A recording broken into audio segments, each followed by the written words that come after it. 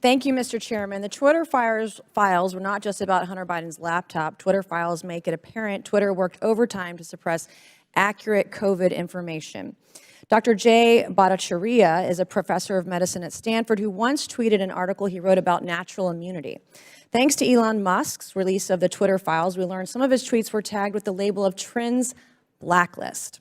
Apparently, the views of a Stanford doctor are disinformation to you people.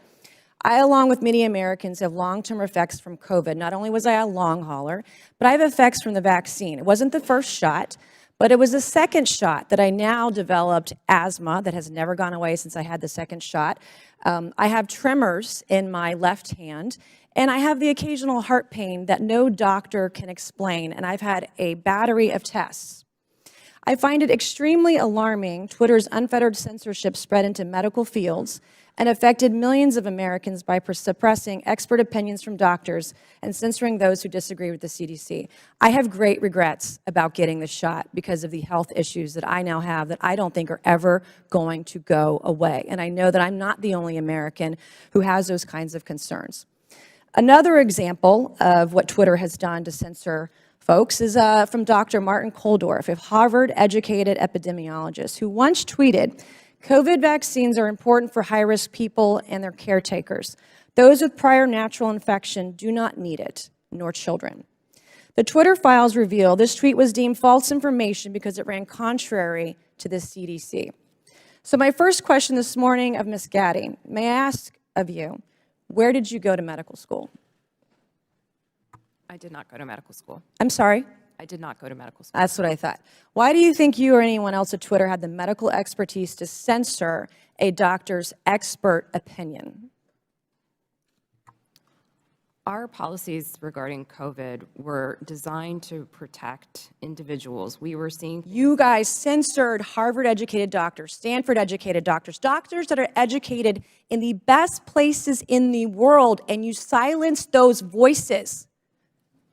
My next question is, did the U.S. government, I have another chart I want to show you, Ms. Gaddy. I have another tweet by someone with a following of a full 18,000 followers. This person put a chart from the CDC on Twitter. It's the CDC's own data, so it's accurate by your standards, and you all labeled this as misleading. You're not a doctor, right, Ms. Gaddy? No, I'm not. Okay. What makes you think you or anyone else at Twitter have the medical expertise to censor actual, accurate CDC data?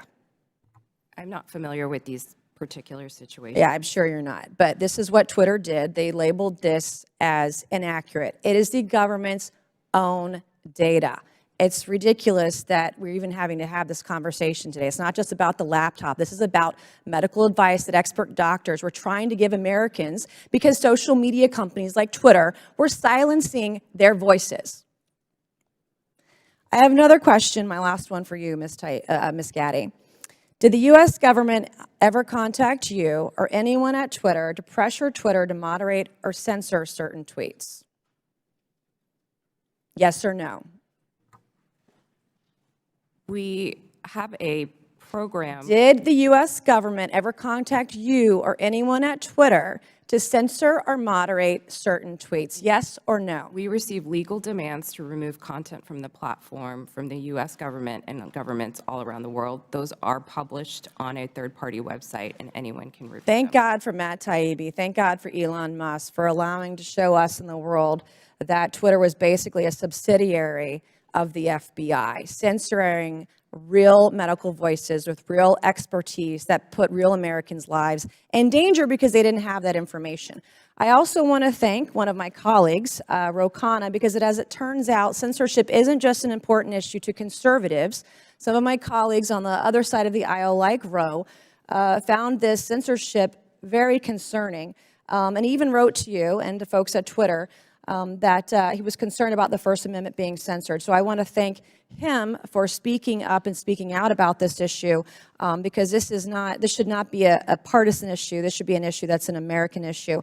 Mr. Chairman, I would like to enter into the record, I ask unanimous consent, to enter into the record a Wall Street Journal article from December 9th, 2022 by Justin Hart entitled "The Twitter Blacklisting of Jay Bhattacharya," enter the record, please, Mr. Chairman. Without objection, so ordered. Thank you, and I yield back.